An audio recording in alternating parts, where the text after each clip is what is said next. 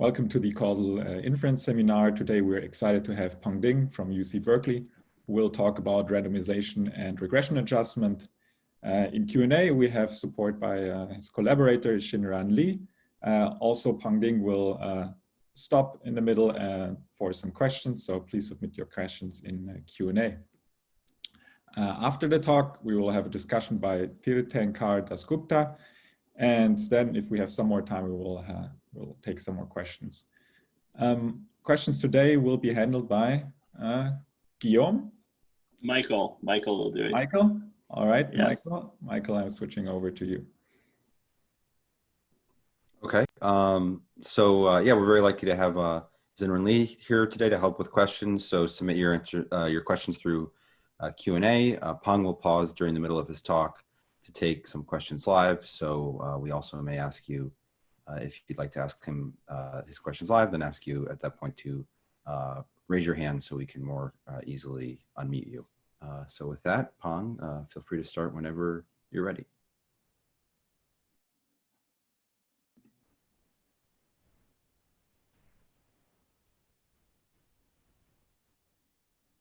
Okay, does it work? Yes. Okay, good.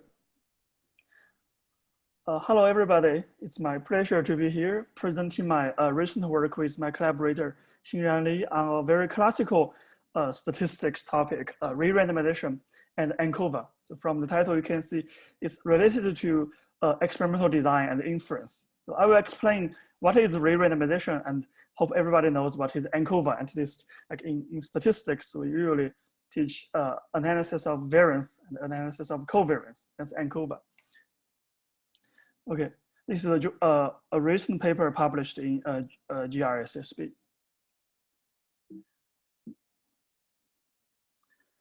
Randomized experiments have a long history in statistics, at least 100 years, starting from Neyman Fisher's seminal work in agricultural and biological sciences, followed by many other statisticians, for example, Kempson. And it was later widely used in medical studies. For example, FDA approves drugs based on randomized controlled trials. And later, Box, Wu, and Hamada summarized the applications of randomized experiments in engineering and industry. And in recent 15 or 20 years, randomized experiments are very popular in social science. The Nobel Prize winner last year was given to Professor Duflo and her co-authors. And there are several review papers and books summarizing the applications of experiments in social sciences. And in Silicon Valley, randomized experiments have a different name called A/B tests. So those tech companies run experiments trying to improve their revenues. And I will use the potential outcome framework to describe the problem that is, okay, the problem of interest today. We have a finite population of n units. For simplicity, we consider an experiment with 2 treatment levels, 1 for treatment, 0 for control. And using Neyman's framework, for every unit I, we have 2 potential outcomes, one under treatment and the other under control. So those potential outcomes exist even before the experiment. They are the attributes of the units, because if we introduce the potential outcomes, we can define the average treatment effect tau as the simple average over all the individual treatment effects, or the difference between 2 averages by linearity. And for simplicity, let's start with a completely randomized experiment, CRE, where N1 units are treated and N0 units are control, and the treatment indicator random permutations of N1 ones and N0 zeros. And the observed outcome, that's the usual outcome, we wrote yi is a function of the potential outcomes and the treatment indicator. Okay, so it's a deterministic function. And we will use randomization-based inference, fix the potential outcomes, or if you think they are random, we can condition on them. So the only random component in this problem is Z vector. It's a permutation of 1 and 0 labels.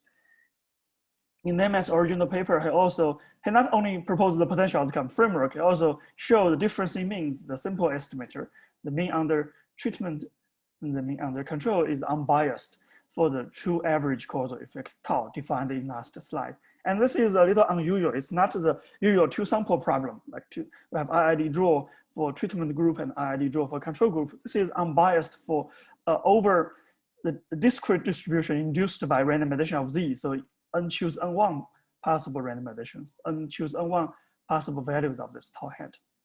And he also computed its variance. It has 3 terms. The first 2 leading terms are the usual formula, and he also showed there is an additional term.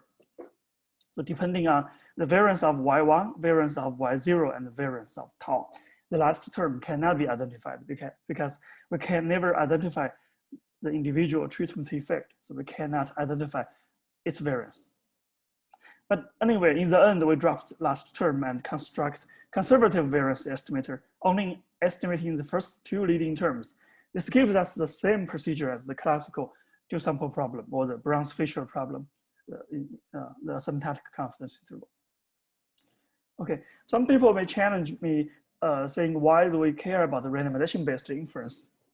It imposed very weak assumptions on the outcome generating process, and it forced us to focus on the design of the experiments. So sometimes this is called design-based inference or randomization-based inference or finite-population inference. So a standard approach also in survey sampling starting from Neyman's original paper. There's some recent interest in economics, like Yang in a recent paper advocated using Fisher randomization tests to analyze field experiments in economics. And I classify it to the Fisherian perspective for testing. And Abade et al.'s recent econometrica paper highlights the difference between the design-based and the sample-based uncertainties in regression. And I classify this to the Neymanian perspective. And today I will focus on the Neymanian perspective as the Abade et al. Paper. Okay, so the Neyman perspective is this slide from Neyman's original paper. Okay, so this is a very simple two-sample problem. Can we do better with covariates? Because in most experiments we have covariates, and we want to use them to improve efficiency at least. Under a complete randomization, we assume WIs are the covariates available to the analyzer. For simplicity, L is finite dimension with L coordinates, and assume W is centered, which means 0 for simplicity. And we consider this class of estimator is a linearly adjusted estimator. The same difference in means of the outcome, but it is adjusted outcome. So we take out some linear combination of W under treatment and some linear combination of W under control. Hope the residual has smaller variance, then we can improve efficiency. Okay, so this is the general definition, and using some algebra, we can show this is in linear combination of tau hat, difference in means of Y, and tau W, difference in means of covariates, with this coefficient. Okay, a combination of beta 1 and beta 0. Or we can define this coefficient as gamma prime. Okay, this coefficient looks like a typo. So 0, 1, 1, 0, but that's the mathematics. Okay, hope the notations are clear. Difference in means and proportions of units. The R1, R0 notation, and gamma is a combination. So this formula immediately tells us the choice of beta 1 and beta 0 are not unique, because what matters in the end is gamma. So there are many ways to choose the same gamma with different beta 1 and beta 0. Okay, some history. Fisher's proposal, Fisher's ANCOVA is choose beta 1 and beta 0 as the coefficient of W in this least square fit. That's a textbook recommendation. This is equivalent to choose coefficient of Z in this least square fit as the estimator. We call it tau F hat. It's widely used in statistics and economics. But unfortunately, David Friedman wrote a paper criticizing Fisher's ANCOVA. It could be a bad idea. For example, ANCOVA estimator can be even less efficient than tau hat, theoretically.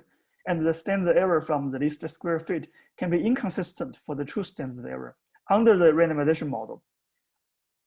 If you believe the linear model is correct, of course, Fisher's ANCOVA works. But what if the model is wrong and we evaluate tau f hat under randomization model, allowing for heterogeneity, allowing for unequal sample size. Heterogeneity means the treatment effect can be a function of X, of W, the covariates.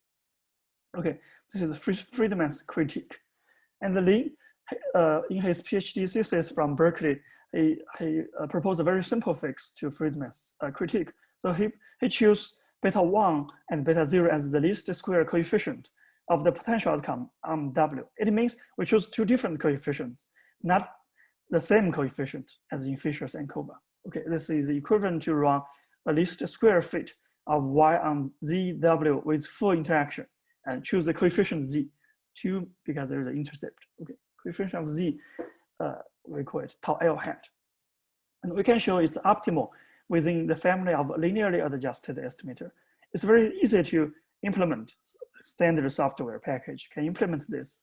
And moreover, this, the Eichel-Huber-White standard error, the robust standard error, or the sandwich standard error is conservative for the randomization-based standard error. Okay, so fix many problems of Fisher's ANCOVA. And the results above do not rely on linear model assumption because there's no linear model, there's only randomness induced by Z. Okay, and at the same time, we can ask, you already have covariates, why not use them in the design stage? Or can we do better with covariates in design?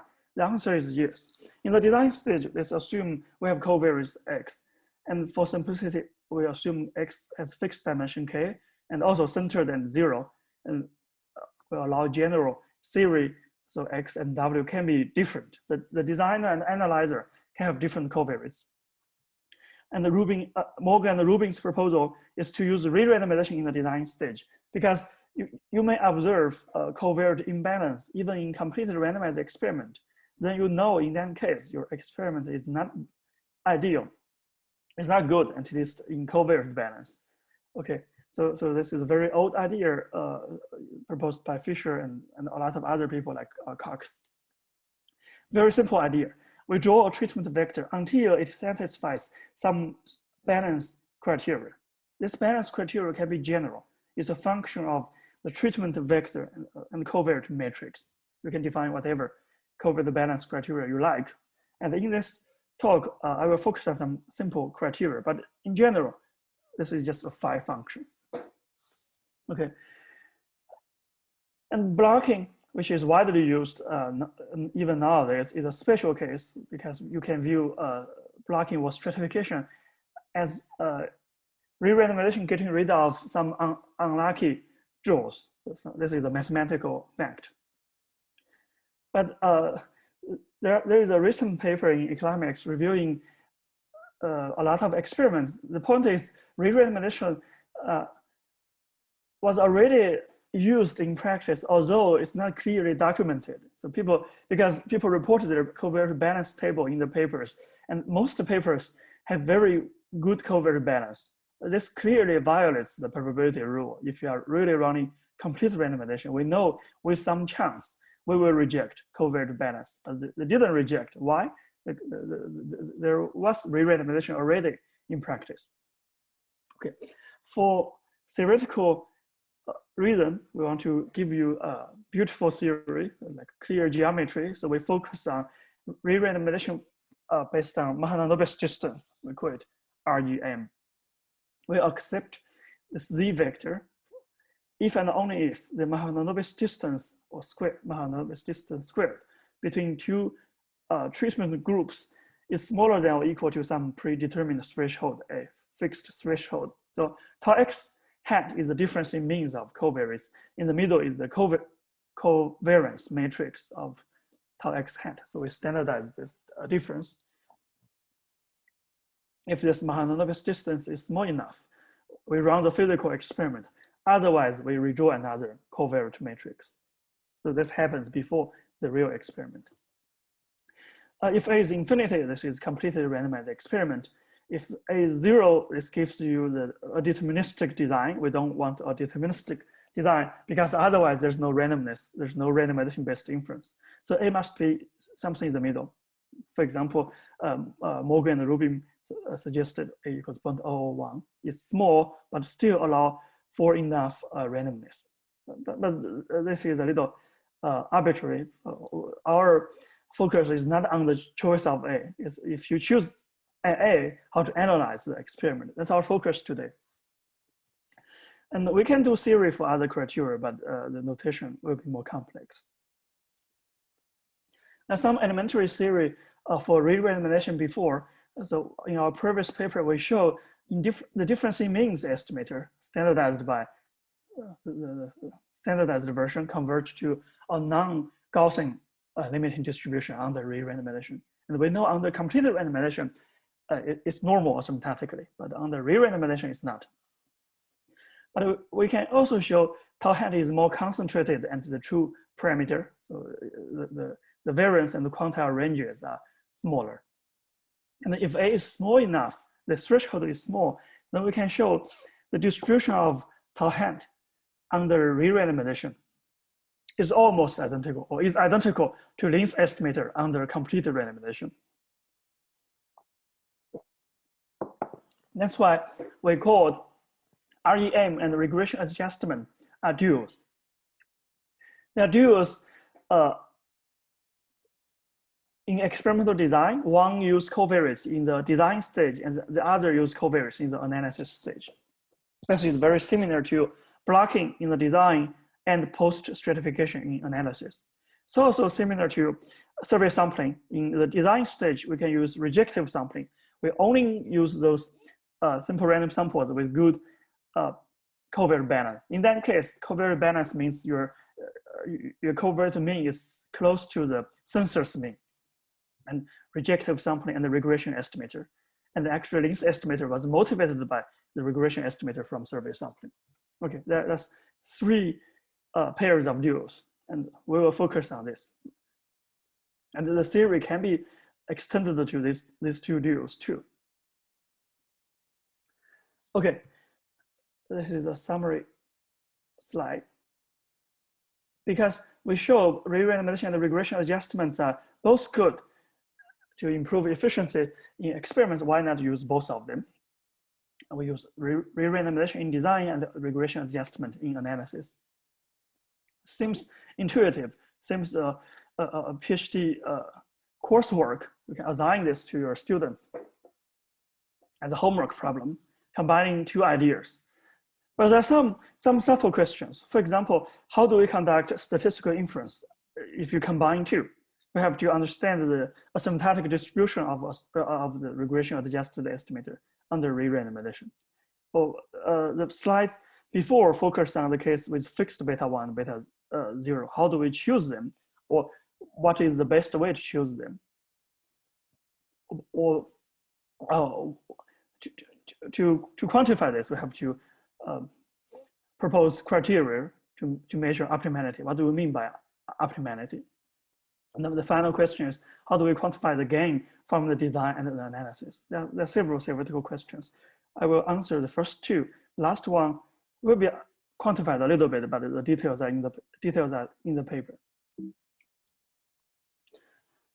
There are some theoretical findings. Let me summarize our theory, because after this slide, things will be pretty technical.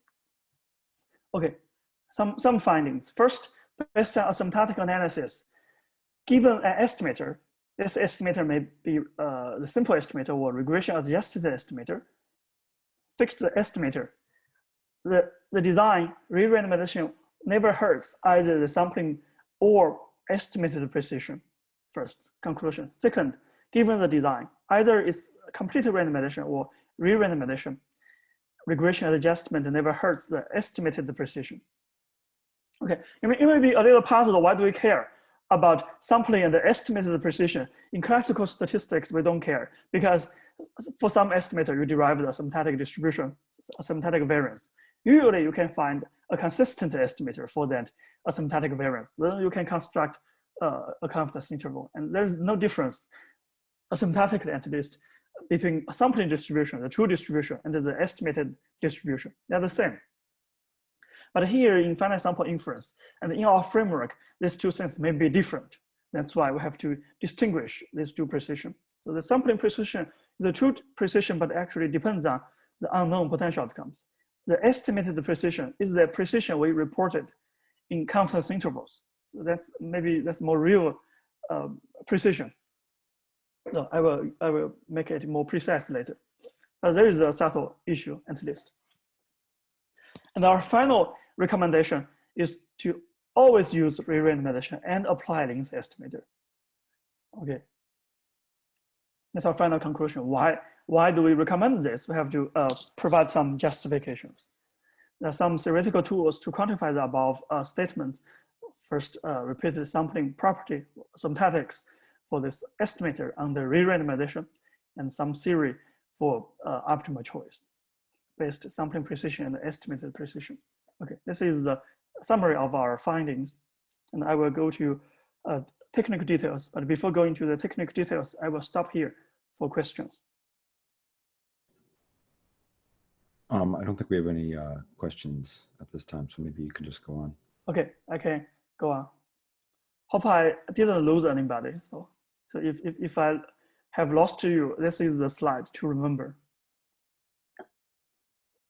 Oh, this line is the conclusion to remember. Some theory. This slide is the basic tool, the asymptotic normality under complete randomized experiment.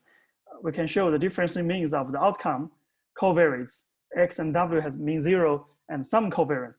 This does not matter. You just need to remember it's normal, but some notations are important.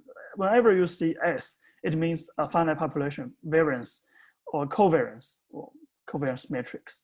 Okay, this holds under mild moment conditions.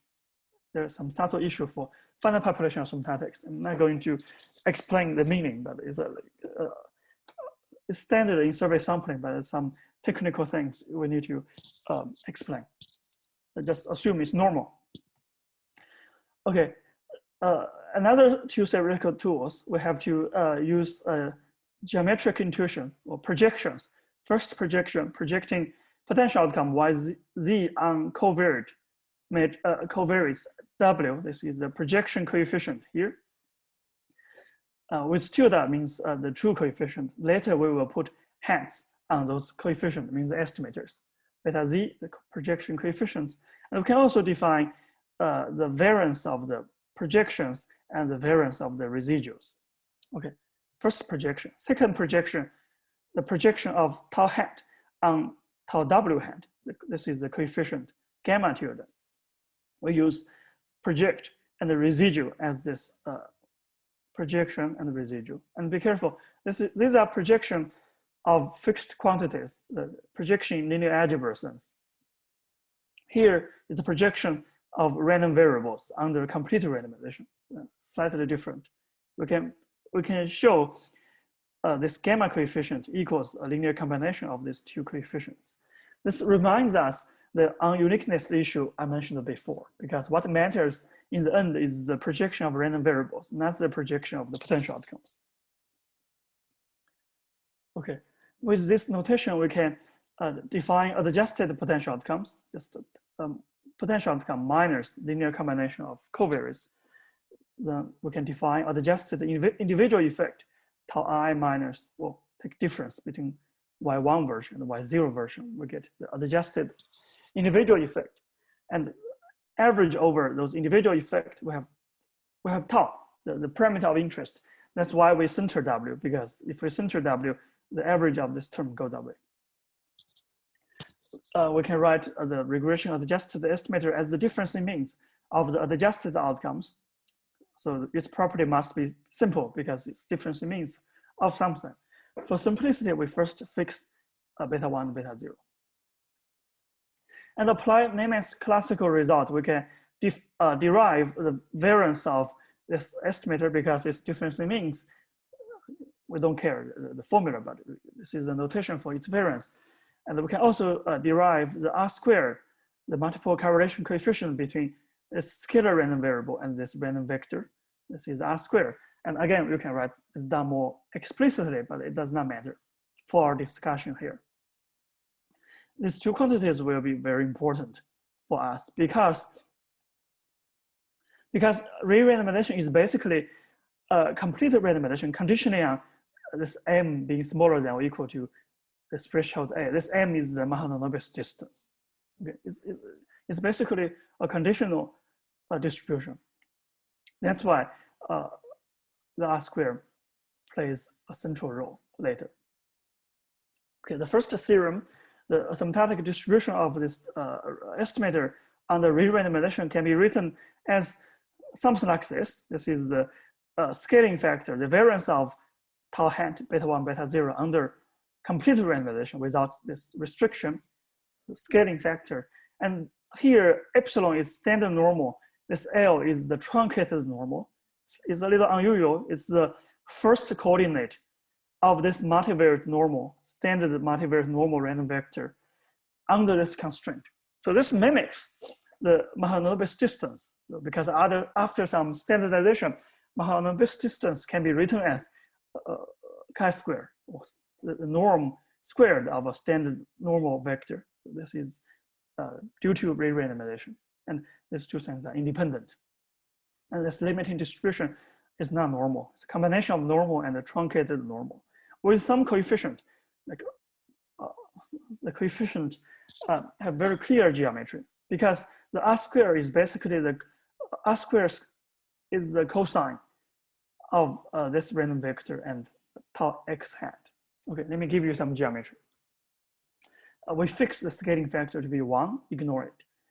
This is a random vector of interest, tau hat. And this is the random vector, tau x hat. This is the linear span, all the linear combinations, the linear space. If you do projection, project this random variable onto the linear space. This is the projection, this is the orthogonal residual. So the re-randomization is restricting tau hat x. So no matter what you do, you cannot change the residual. It's always there, okay? But you can change the linear projection. You force it to be smaller because tau x hat is not arbitrary anymore. It's like a restricted version. It's shorter. So it's in this region. So this is the truncated normal with some coefficient. This coefficient, this is the angle. The angle is the cosine.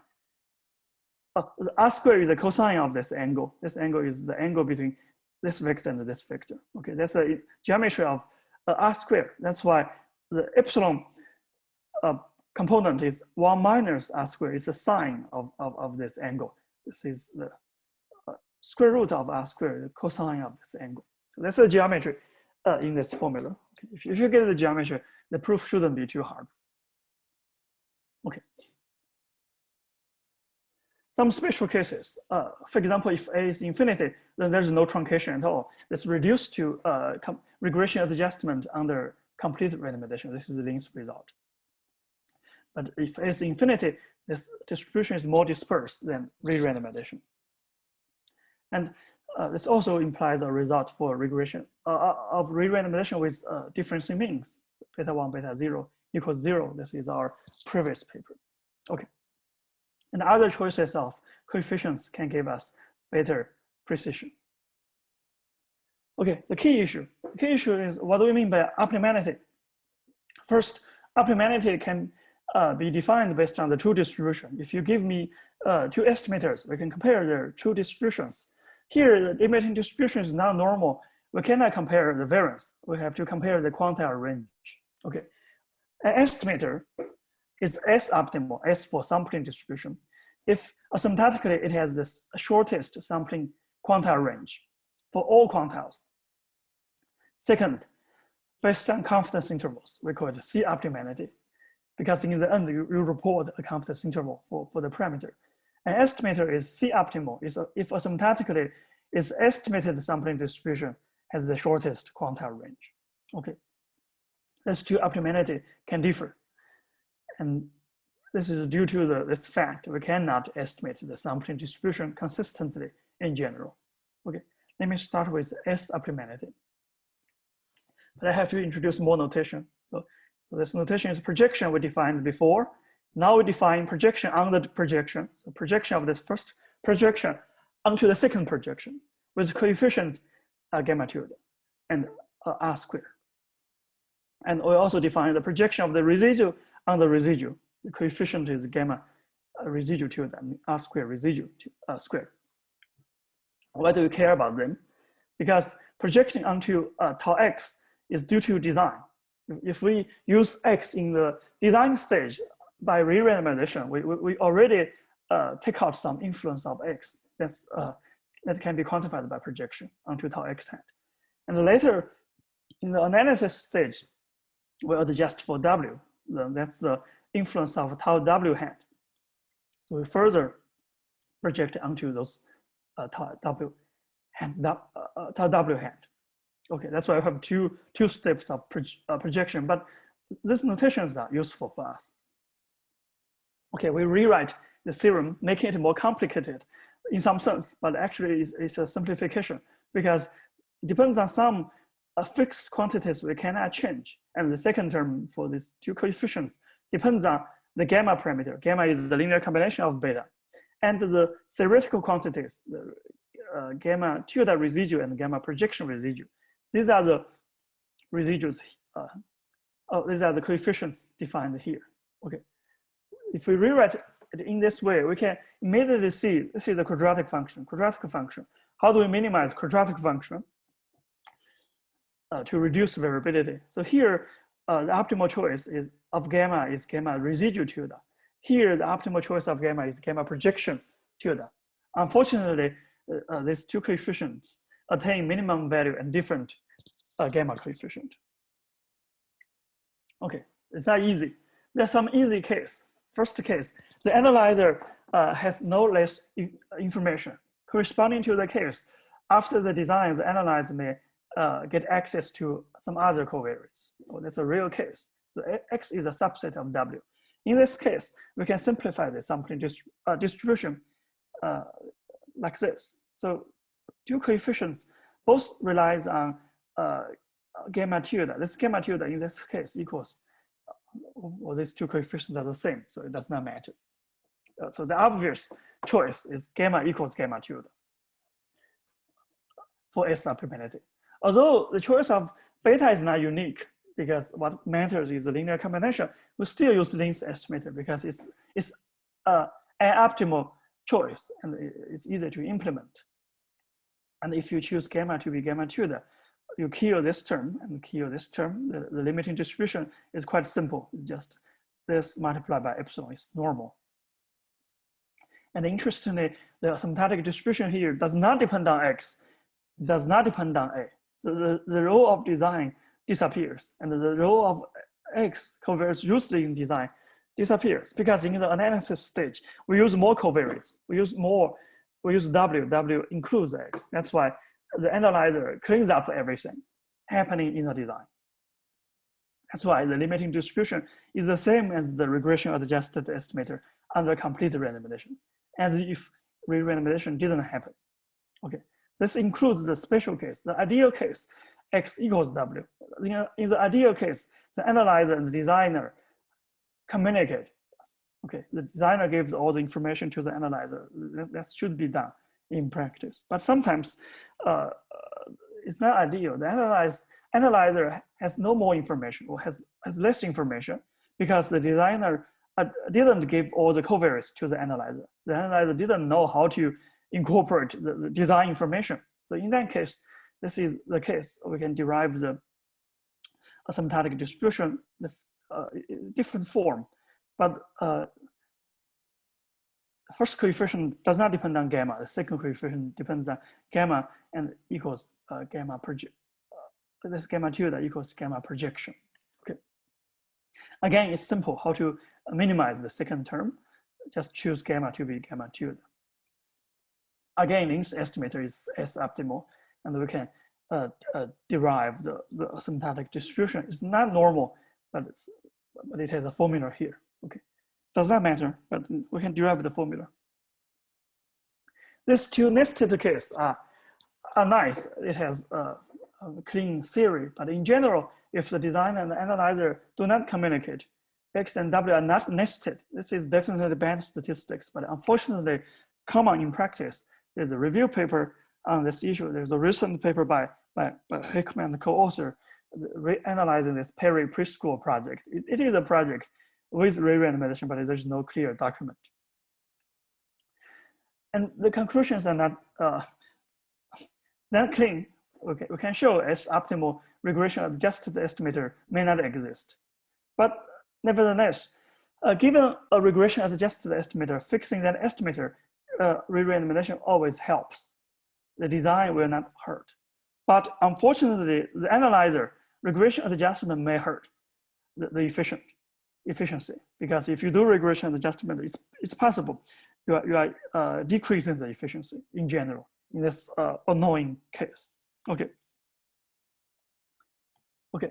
There's a numerical example, but due to the time limit, I will revisit this example later. But it just shows it's possible. Regression adjustment hurts efficiency. In some cases, it improves efficiency, but in some other cases, it decreases.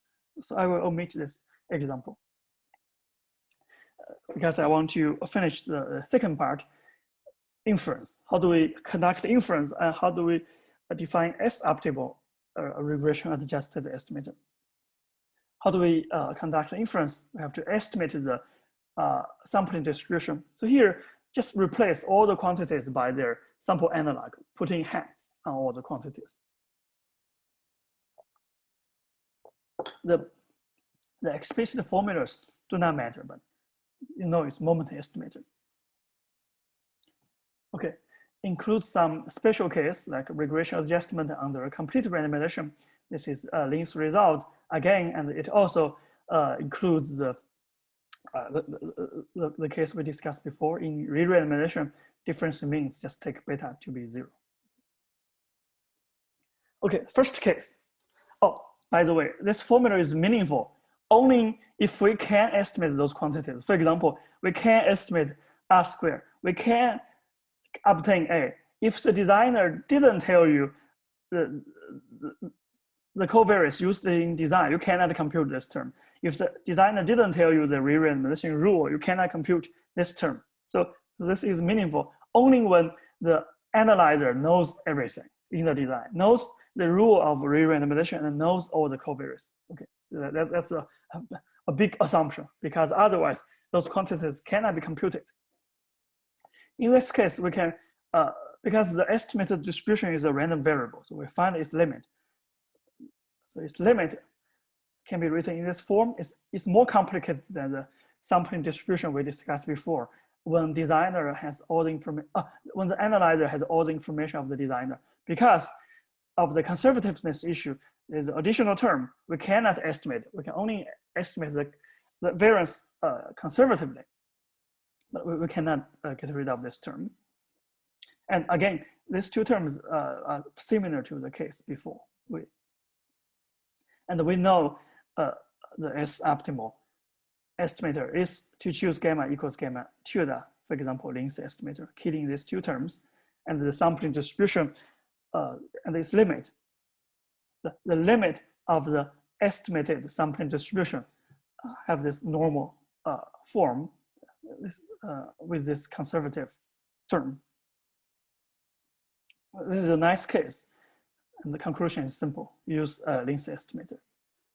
Okay, the second case is not an ideal. The analyzer either didn't know the covariance used in design, we cannot compute R squared, or he didn't know the threshold A.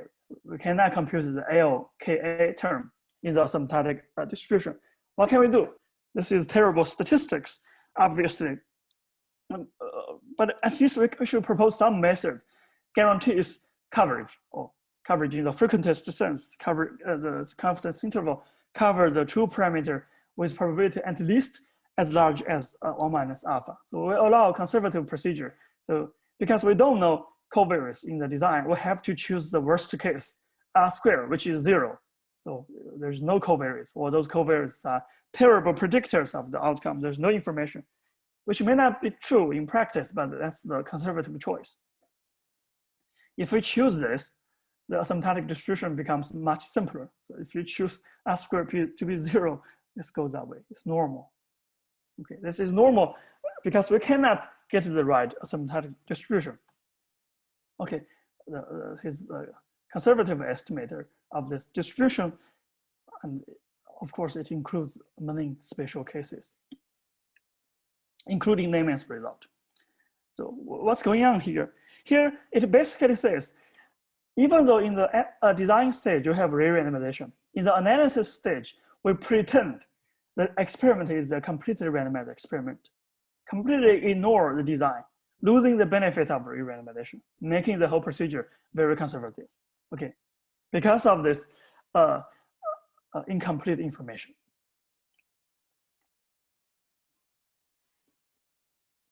We're not recommending this in practice, but we are saying even this happens, using regression adjustment is still a good idea. Okay, because the estimated distribution can be written in this way, in the limit. It's normal, and how to minimize this coefficient. Again, it's the same thing. This estimator achieves optimality with a normal asymptotic distribution in the limit. So for S optimality, the story is actually simpler. No matter whether the analyzer knows the design or not, our recommendation is the same. Always use length estimator. Always adjust for the covariates you have. So in S optimality section, the series is not very clean because it depends on whether the designer has more information or less information, or whether the analyzer knows the criteria of the design. And depends on those things. Regression adjustment can be optimal, can be suboptimal. But in terms of C-optimality, in terms of confidence interval constructed based on the estimated distribution, the recommendation is simple. Use regression adjustment. Okay, so this is the example. I will omit the example because it's simple, just showing you there is a discrepancy between estimated distribution and sampling distribution. The theory is not fixed theory. Okay, you can check the numerical example because I want to tell you the final recommendation, the final summary. Okay, the final 2 slides in 2 minutes.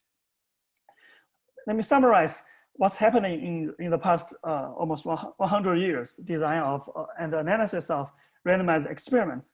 In the design stage, we can use complete randomization or re-randomization. In analysis stage, we can use difference in means or regression-adjusted estimator. So we have a 2x2 table summarizing 4 cases. This is Neyman's original paper. In complete randomization, use difference in means. This is a classical paper. And the Links paper is to improve tau hat by regression-adjusted estimator in complete randomization. This is arrow 1.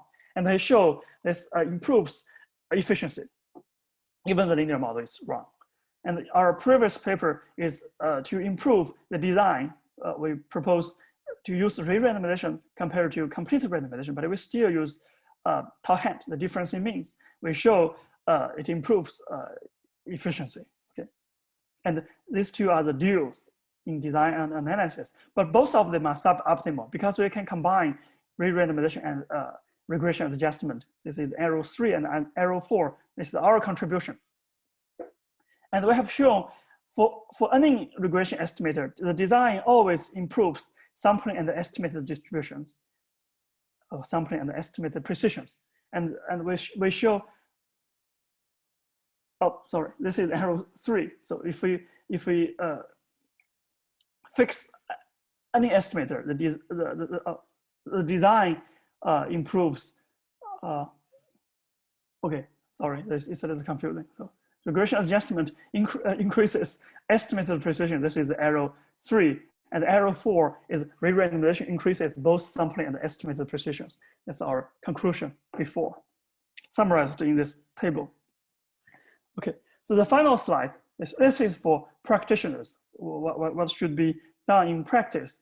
So this is our recommendation: use re-randomization in design and use regression adjustment in analysis. This can be conveniently implemented by least square, run least square of Y on Z and W and their interaction, and report the Eicher-Huber-White robust standard error. It's consistent, it's conservative for the true standard error.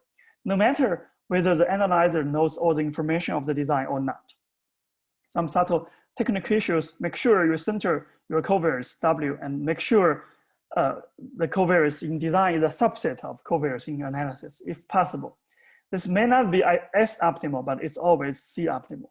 That's why we recommend this procedure. Okay, sorry, I used 2 minutes of Tirthankar, so I will stop here. Fantastic.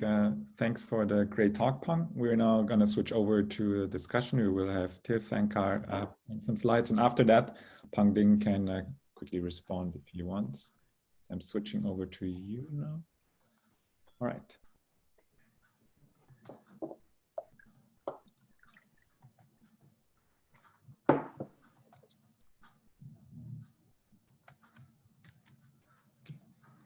Can you see the screen?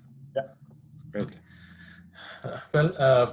Thanks again to the organizers for giving me this opportunity. And it's a real pleasure to discuss this piece of work by Shinran and Peng.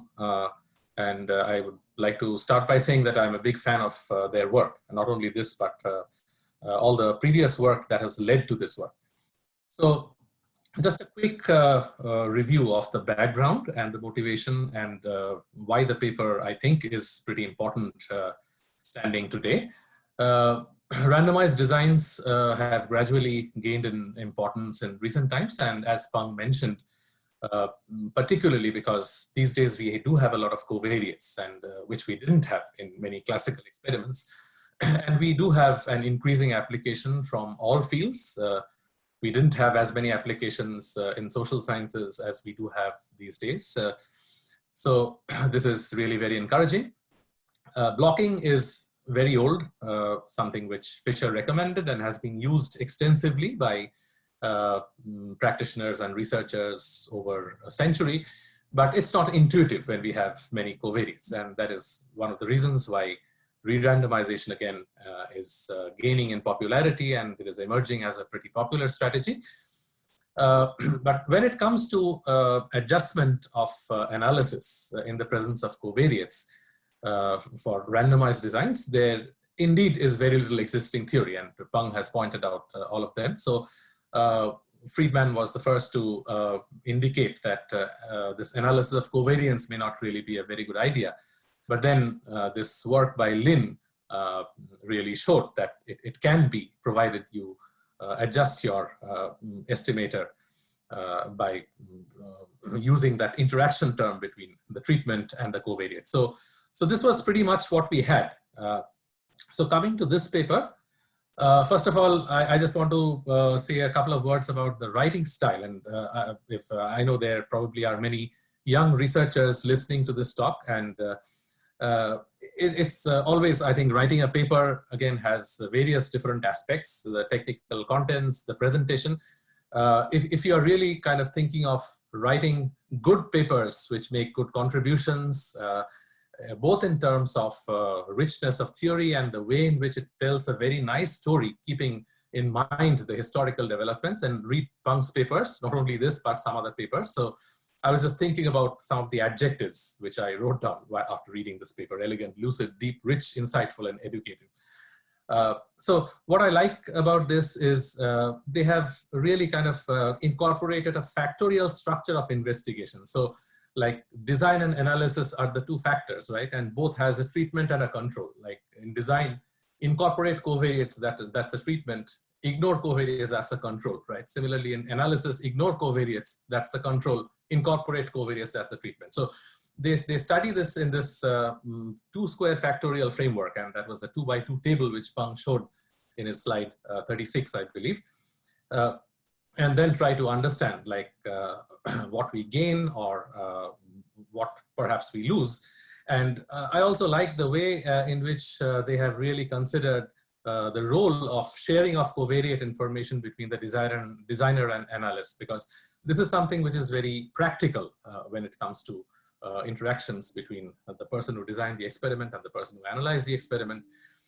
When they showed that when there is a nested structure, that is either the covariates available to the analyst is a subset of the information which was available to the designer, or the other way around, a nested structure, then things are okay. If it's non-nested, things can get a little complicated.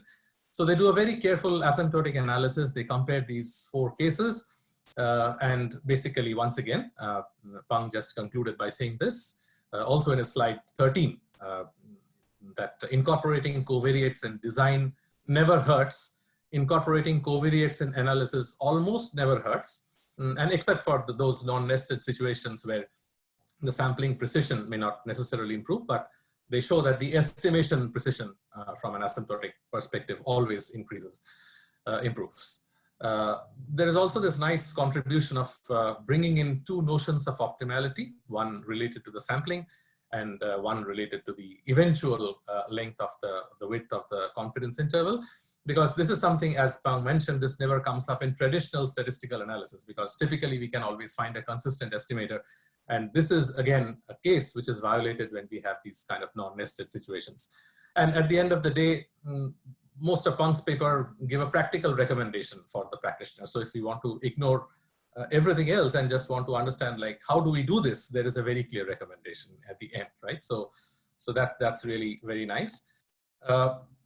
For researchers who really want to work in this area, I think Peng already described this, but I think the work done in this paper and the related papers has 2 major kind of mathematical foundations. One is this very beautiful paper, again by the same authors, Shinran and Peng, in 2017 JASA. It's on finite population asymptotics, and that is basically the key tool really to which describes how this finite population central limit theorem can be applied in various types of randomization-based inference. So this is a very, very rich paper, I think, which is going to really be cited a lot and used a lot by researchers when it comes to doing asymptotics in a finite population setting with applications to causal inference. And the other piece of the set of tools are related to the theory of projections and orthogonal decompositions and all the geometric insights, which also play a major role in least square theory. So I thought these were the 2 foundations which made this, which led to the developments in this paper. This is something which I would like a little more intuition on, and I think there someone was asking very pertinent questions during the talk, and which was really related to the role of blocking in improving the precision of experiments. Now, one thing which I'm not, I may be missing this part, and Peng probably can explain it even better, is whether the role of this prognostic ability of covariates in the inference is completely accounted for. So why I ask this is because we know that in small samples, blocking can hurt. And this is incidentally one of the questions which one of our, one of the members of the audience brought up. There is something which is called the inherent error, right? So in this equation, this, for example, this v tau tau beta 1 beta 0, that reflects something like the inherent error. So if the covariates did not play a role and this r square was 0, then that was essentially the contribution. But we know that in a finite sample, at least, like, we lose degrees of freedom when we block, right? So a randomized block experiment gives you less degrees of freedom, let's say n minus p or something like that. So depending on the number of blocks, right? And so that leads to a reduced precision of estimation of this inherent error, right? So how do we really account for this? We assume that we understand that in this particular case, the asymptotics is based on, is conducted in a finite sample setup.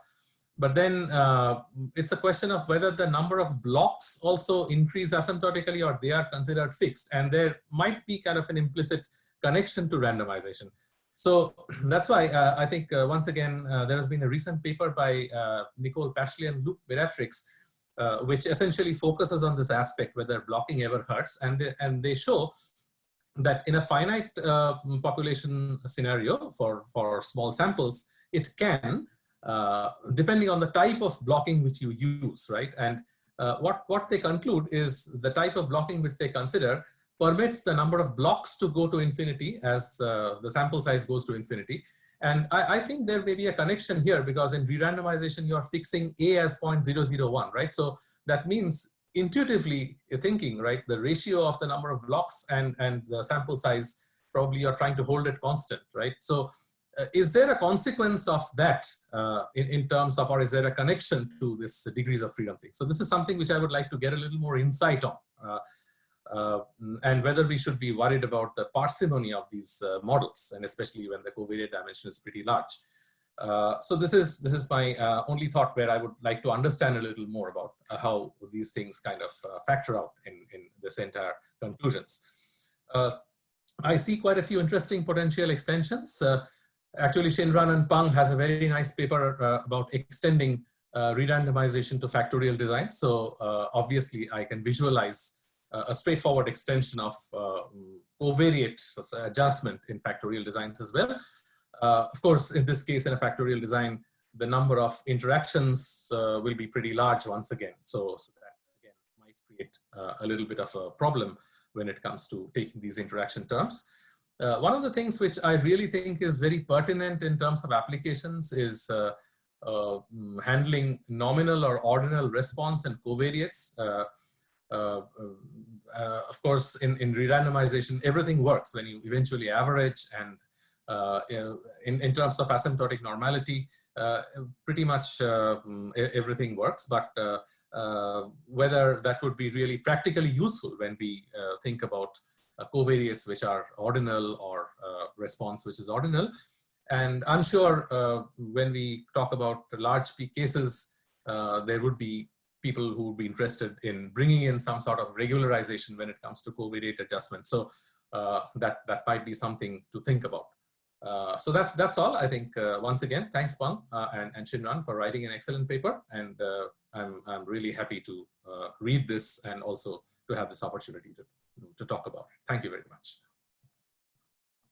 Thanks for the great discussion, Tirthankar. Peng, do you want to respond quickly?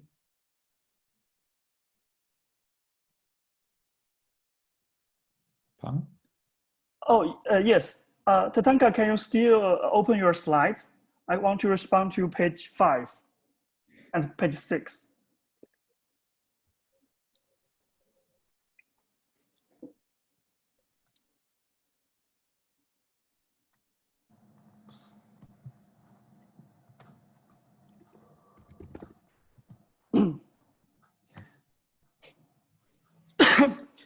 Yeah, the first comment was the relationship between re-randomization and blocking.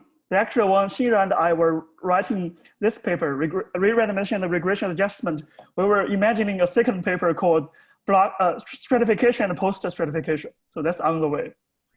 There are some theories similar to the story here.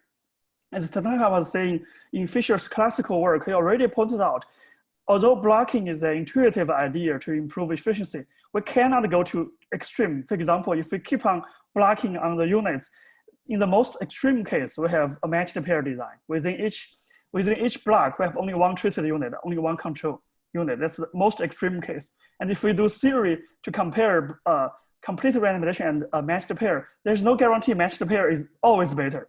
It's better under some conditions, if the pairing indicator is very predictive to the outcomes. But the mathematics is not very elegant.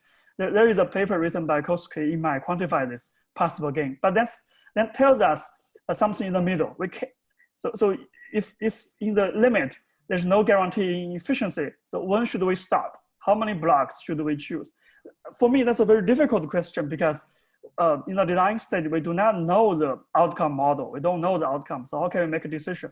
For example, if the covariates are completely noise, no matter what we do in the blocking stage, we are hurting the finite sample properties. So all the theory here are asymptotics. So in finite sample, Fisher proposed some correction for degrees of freedom, but here it's a little unclear to me, how do we do degrees of freedom correction for re-randomization? But it's definitely a very interesting question to look into. I know this Miratrix paper.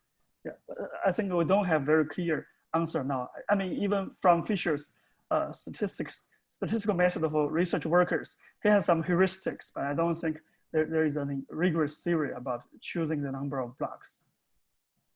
And the next question is, high dimension. Actually, there are some theoretical papers on high dimensional case, like Jens and Bing Yu has a Peng paper replacing Winston-Lins regression estimator, replacing least squares by lasso.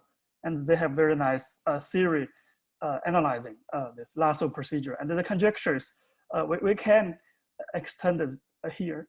But it's not that obvious. Again, in the design stage, you have many covariates. You don't have outcome response. You don't have a lasso to run. So how do you select those covariates? In the design, in the definition of Mahalanobis distance is degenerate.